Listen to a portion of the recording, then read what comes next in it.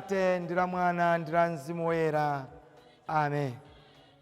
Ndikulandireni abale ndi alongo kulikonse kumene muli pano patilankhuleni Ambuye pamene lero tikuchita chaka chopambana mu mpingo wathu wa Eklezia Katolika.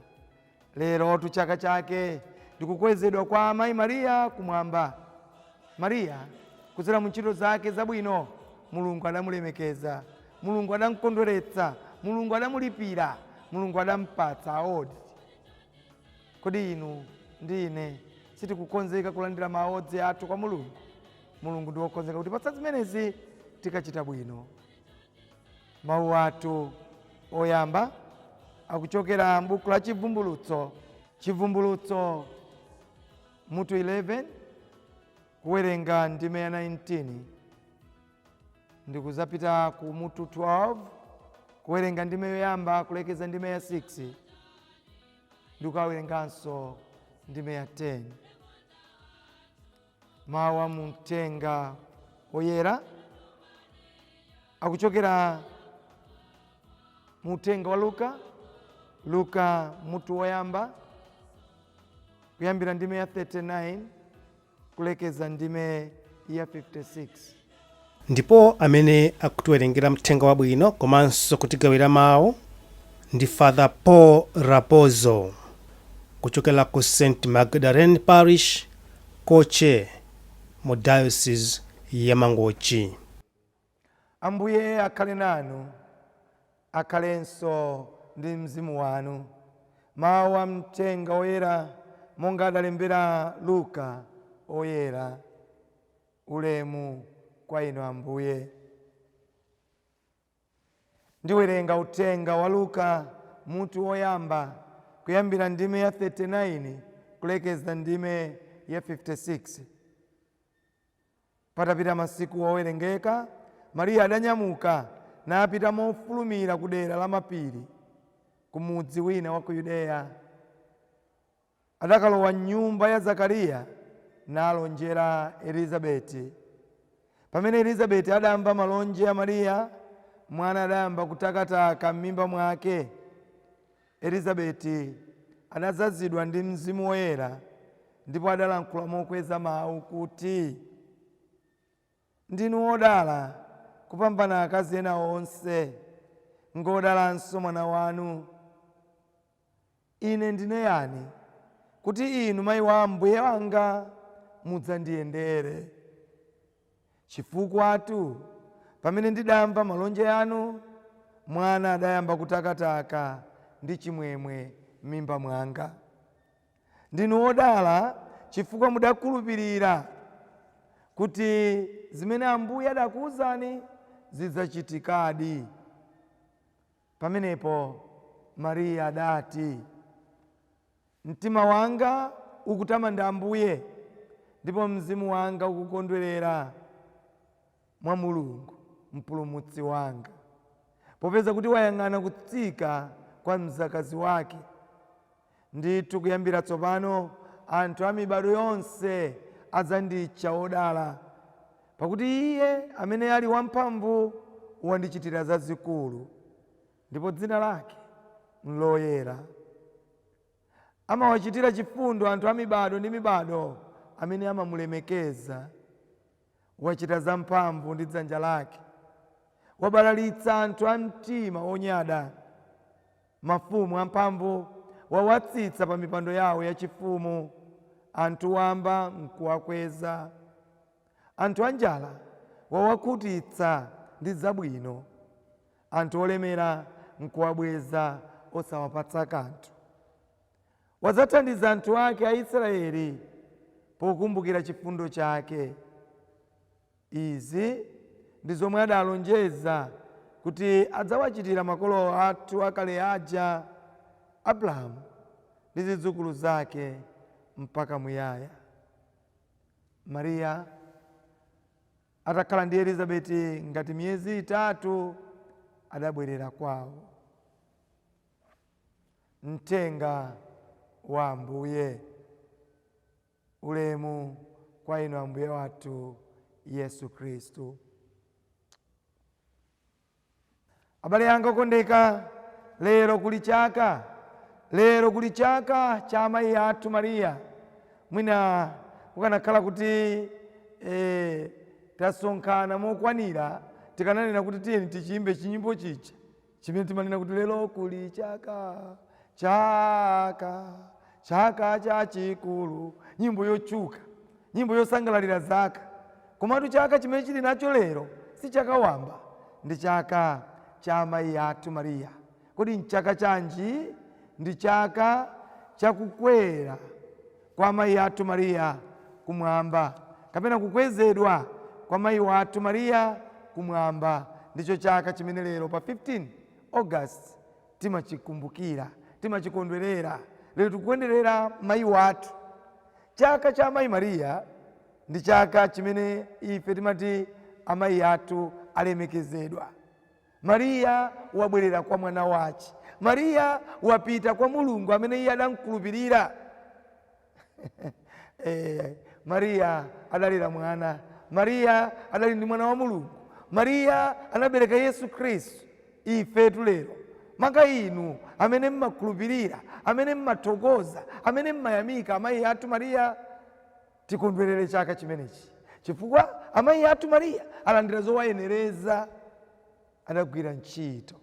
Ukanakhala ukwati ine nkananena kuti tiyimbe nyimbo ija imene amanena kuti ye mwana alera mwana, ye mwana alera mwana ndi nzeru, akati lera lera lera lera lera lera lera lera lera, ye mwana alera mwana ndi nzeru. Mariya adalera mwana ndi nzeru. Mwana wake ndiye Yesu Khristu, ndiye Yesu Khristu amene anamulera. Ndipo lero tikukondwera naye Mariya kuti Ambuye Mulungu amulemekeza. Ndipo timusayiwala abale yanga kuti pamene tikupanga chaka ichi cha amayi athu Mariya, amayi Mariya afuna kutiphunzitsa kuti nafenso tizakwera kumwamba, nafenso tikapita kumwamba tikachita bwino. Adachita bwino Mariya, adayendetsa bwino moyo wace Mariya. Anali wopemphera Mariya, kwake kunali kupemphera. Mwina tikanayimbanso kupemphera kwawo, kupemphera kwawo, kupemphera. Lero nyimbo zandikundikira kwambiri. Kupemphera kwawo amayiwa, kupemphera kwawo adzapita kumwamba. Nyimbo imene titakuyimba kwa ayimbira amayi Mariya lero. Lero ndanena kuti lero ndi tsiku la chaka, tiyeni tikondwere nawo. Kuzichepetsa kwawo amayiwa, kuzichepetsa kwawo akalowe mwamba, akalowe mwamba Mariya. Lero Mulungu akufuna kutitsimikizira kuti tikachita bwino, tikayenda bwino mmoyo uno, azatikondweretsa, azatipatsa zoyenereza. Wampatsa Mariya, wamulemekeza Mariya, wamulemekeza mayi wathu Mariya. Abale yanga okondeka, kunja kuno kuli liwuliro limene amalitcha kuti aodzi. Ndiye kuti munthu amalandira chitokozo kumuyamikira kuti wachita bwino. Maodzi amaperekedwa, chizungu chake ndikupera kuti choncho. Akachita bwino munthu amalandira zoyenereza. Ndi mmasukulu mutimamba kuti ayi apasa odi yakuti, apasa chakuti, athokoza motere. Maodzi amenewa amaperekedwa ndithu kwa anthu amene achita bwino. Ndikukumbukira ine kuti ndili ku primary yanga ku St. Augustine 1, St. Augustine 3, St. Augustine 2, makamaka St. Augustine 1 ndi St. Augustine 3 kumangochi. Ndithu maodzi ni malandira. Maodzi yake ndikuti tikathamanga, timapanga kutamanga cross country, amati kutamanga 100 meters, ndi mazikonda nthawi imeneyo. Tili anyamata tikathamanga namapereka ahedi makope, mabopeni. Umapezeka kuti munthu kati ukuchenjera umatha kulandira ndithu mphatso ya kuthamanga 100 meters, mphatso ya kuthamanga relesi, mphatso. Kupezeka kuti ukamapita ku nyumba zimphatso zambirimbiri. Maodzi uwachita bwino ameneyo, uwachita bwino. Ndipo anthu amati lapozo zonsezo nzako. Yangu andeche yangu ayi ambere ndesire chenene ndachita bwino. Abale yanga okondeka, Mary adachita bwino zonse. Mary adakwaniritsa, Mary adatha. Mayi athu Mariya adakonza. Mwina lero kuti wakonza, anakonza Mariya kupemphera, kuzichepetsa, ulemu kwa makolo ake, kulemekeza makolo ake, kutumikira kwa makolo ake. Mariya zonsezo adazichita. Mulungu sadangofika pachabe, galu wankota sakandira pachabe. Amayi athu Mariya chifukwa cha ntchito zawo zimene amachita ali ana ali mwana kwa makolo ace. Kodi simo Joakimu ndi Ana? Makolo aketu a Mariya ndi Joakimu and Ana ndi makolo ace. Adamva kukoma mwana wawo akuchita zodabwitsa, mwana wawo akukonda kupemphera, mwana wawo akupita ku chalichi, mwana wawo akupanga zonse za chifundo za kumpingo. Lero chaka ichi chimene timapanga pa 15 August kumkweza kwa Mariya kumwamba, ife tifuwa tiyamike ndipo tivomereze kuti Ambuye anayeneradi Mariya kuti akwere kumwamba. Ine ndili very sure kuti angakhale kumudzi kwake Mariya kumene anali palibe amene anadabwa. Palibe amene anadabwa kuti Mariya akuti wakwera kumwamba. Ine ndikupe kuti sanadabwe. Mwinaso sanadabwenso kuti akuti Mariya abereka mwana, akuti akhala ndi mwana, akuti Mariya motere, ati Mariya wabereka mwana Yesu Khristu mpulumutsi. Anthu amudzi mwake sanadabwe. Chifukwa chani sanadabwe? Amaona kuti mwana atu amaoneka. Mwana amaoneka makhalidwe, mwana amaoneka machitidwe. Atsikana amaoneka kuti mtsikana uyu pamudzi pano sitigwirira apo apa, pamudzi pano tingotayapo ndalama apa. Au mwanjawu sukulu tajilepere. Nanji ukakhala kwathu kuno kumangochi ndi sukulu mwana akangokonesa 7 kapena 6 alijiganyisi amwanjawu aleche sukulu, amwanjawu alombere ndi maukwati ati ana. Nanji masiku ano tingo ana. Mwana amaoneka. Mariya adazisunga, adaoneka. Anatsikana makoma mutu abalanzanga kuli ntchitotu makani makolo alangize izi, iye takhala ni pansi ino ine toto ine mundisiye. Kodi ine masa munakwatiwa wapanga bambo wache na mayi acha, ine masa munalipo ukwati, ine masa munakwatira wakati alombere wa andechene ndende yangu njendere yangu yetu nombi wawaje ndije yangu nonenje ndije yangu. Anatu masiku ano akulankhula choncho abale yangu okondeka kusamba. Iwe taphunzira sukulu, iwe tapemphera, iwe tatere iwe. Lero Mariya inu ana inu atsikana inu akhale modelo wanu. Anapambana, zinachitika zonse, anakondweretsa Mulungu. Abale akondeka kuti pamene tikupanga chaka lero cha Mayi Mariya tinene kuti ife tikufuna kuti titani kwenikweni. Ine ndikunena kuti nafenso tisakisake kulandira maodzi, nafenso tisakisake kulandira zabwino kuchokera kwa Mulungu kudzera mu ntchito zathu za tsiku ndi tsiku, kudzera mukupemphera kwathu, kudzera mukukhulupirira Mulungu kwathu. Mariya adakhulupirira nchifukwa adavomera kuti Ambuye Mulungu ndithu inu chitani chimene mukufuna kwa ine. Ambuye Mulungu inu ndigwiritseni ntchito, ine ndikhale chotengera cha mwana wanu, ine ndikhale chotengera cha chipulumutso cha pa dziko lapansi. Kodi mwakonzeka inu kukhala chipulumutso cha pa dziko lapansi? Mwakonzeka inu kuti anzanu apeze chipulumutso, apeze kupulumuka chifukwa cha inu? Mariya watiphunzitsa ndipo kupanga zonsezi kunamthandiza kuti tsopano iye Mulungu amukondweretse. Wakweratu kumwamba Mariya. Lero Mariya tuwapita, mwana wace adapita kumwamba, Yesu wapita kumwamba, anthunso akumuona. Abale yanga kondeka tisakesake nafenso tilandire maodzi athu, tisakesake ife kulandira ndi tukanga chepe kamene Mulungu akutisungira. Ndimafuna ndinene ine kuti munthu samangolandira zinthu usanagwire ntchito. Umagwira ntchito, umadzipereka.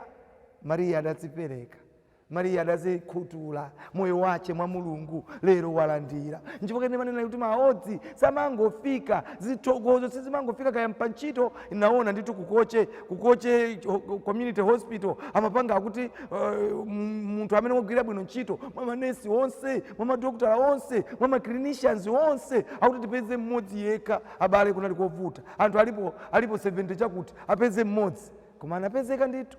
Chokondweretsa anthu onse amavomera kuti akuluwa ndikupeta nali abanda natula zina anali Mr. Banda akuti abanda awa amagwiradi ntchito, abanda awa amadzipereka, abanda awa sanyinyirika. Ndaonapo ine lituma president akupita kukapereka maodzi kosiyana-siyana. Akakhala achemwali yanga ache Joyce Banda nde amapereka kwa atsikana kuti atsikana alimbikitse. Kuli nawonso atsikana azapezeke nawonso ukanga ndi president limene anakhalira che Joyce Banda. Pomwe ena instead akufuna chita bwino, pali ena akupita ku sukulu ndikumakasewera. Ndikupeza kuti mtsikana wapita ku sukulu bwinobwino wabwera ndi mimba, mtsikana wapita ku sukulu bwinobwino walephera wakwatiwa, certificate yake imakhala mimba. Mayi Mariya lero akufuna kuphunzitseni inu atsikana, akufuna kuphunzitseni nonse kuti mukapirira. Amayimba atu kuti tikakuti muzavala vero, mukachita bwino muzavala vero, mupirire kutsogoloko kuli zotiyeneresa. Abale anga okondeka, lero ndifuna kuti ndilangize kuti munake tingapezeka ambiri amene ndithu takafike kumwamba tikachita bwino. Kalero tu ana atsikana amachita bwino. Mariya ndikutera Mariya chifukwa ni mtsikana amene lero wachoka kumene wabolera mwana wace, lero akukwera kumwamba. Atsikana amachita bwino, kuwatungira madzi makolo, kuwatungira madzi okalamba, kupanga zambiri mbiri. Lero mupeza kuti zonsezo zinatheratu. Ndani mtsikana amene amapita kwa makolo kwa nkhalamba mmuzi kuti tuichera mesi tabwera kutungira ni madzi, palibe. Mariya lero akutipasa chitsanzo chabwino. Ata iyeyo atalandira ndituchi, atalandira utenga umene kuti mudzakhala ndi mwana dzina lake Yesu Khristu. Mariya lero mmalo moti akanakhala pasi nkumanja kuti Mulungu wandikomera, Mulungu wandiona ine, Mulungu mmudzi monse muno ndinendeka, akanali akunyadira. Mariya chimene wachita ndikuzichepetsa abale anga okondeka. Akupita lero kumapiri, akukwera lero kupiri, akupita kwa kumana ndi msuwani wake Elizabeti. Kovuta, njira yovuta kukamuyendera. Mariya anaendera, suwani wake Elizabeti, nafenso tiziyenderana, amayi kama tero kaya. Mariya waendera msuwani wake Elizabeti. Sanaone za kufunikira kwake, sanaone zoti ineso pano Mulungu wandiuza kuti ndithu ndikhale motere. Mariya waendera msuwani wake. Nafenso midzimu tiyenderane ndi chikondi ndikuonesana zabwino. Chikhristu chopanda ntchito nchakufa. Chikhristu chopanda ntchito nchakufa. Abale anga okondeka, Mere wayambapo kulandira ulemu wake. Mere wayambapo kulandira zabwino zake chifukwa atafika kwa m'bale wace Elizabeti, m'bale wacheyo akuti mwana watakataka mimba, ndipo waulula kuti iwe ngotani iwe pamene wandipatsa moni mwana watakataka mimba mwanga, iwe ndiwe wodala kupambana akazi wonse. Mariya lero walandira, lero Mariya akulandira ulemu, lero Mariya akuthokozedwa ndi m'bale wake yemwe. Musayiwale kuti anthu awa onse anatenga mwana oti Mulungu wapatsa. Ndipo chifukwa chakutenga mwana, Mariya alina Yesu Khristu, Elizabeti alina Yohane, ndi anawa mkatimo akutakataka. Uyu akutakataka chifukwa waona Yesu Khristu chipulumutso. Awanso akukondwerera. Pali peace, pali chikondwerero, pali chimwemwe pakati pawo anthu amene anyamula Yesu Khristu, anyamula Yohane. Kodi ife amene tonse tili ozindikira, tonse amene tili a Khristu, tonse amene anyamula mtendere wa Yesu Khristu timakondana. Kodi ife amene tanyamula Yesu Khristu, inuwe mwanyamula, ena aliyense wanyamula, kodi ife timalemekezana, timayendera limodzi? Mere tsopano akuthokoza Mulungu chifukwa ife tina akutiphunzitsanso mere kubwerera kwa Mulungu, ukathokoza kwa Mulungu pamene Mulungu watichitira zabwino.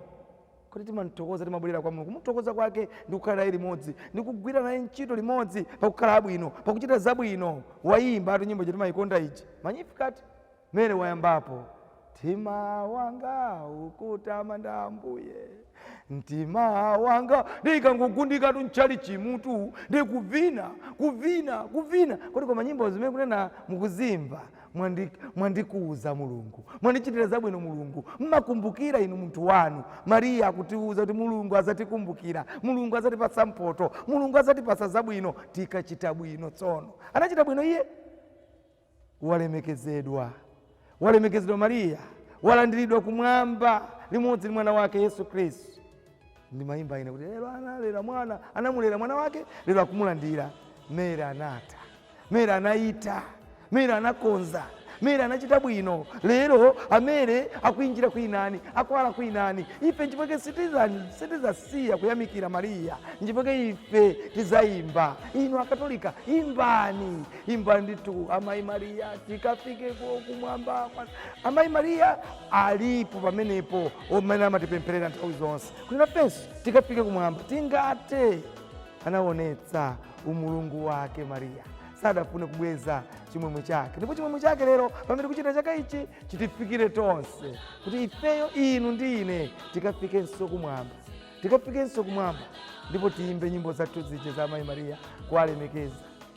Tikutamandani mayi wa mpulumutsi, mutipempherere. Mariya azitipempherera nthawi zonse, ndiye mayi wake, ndinodala kupambana akazi onse. Amen.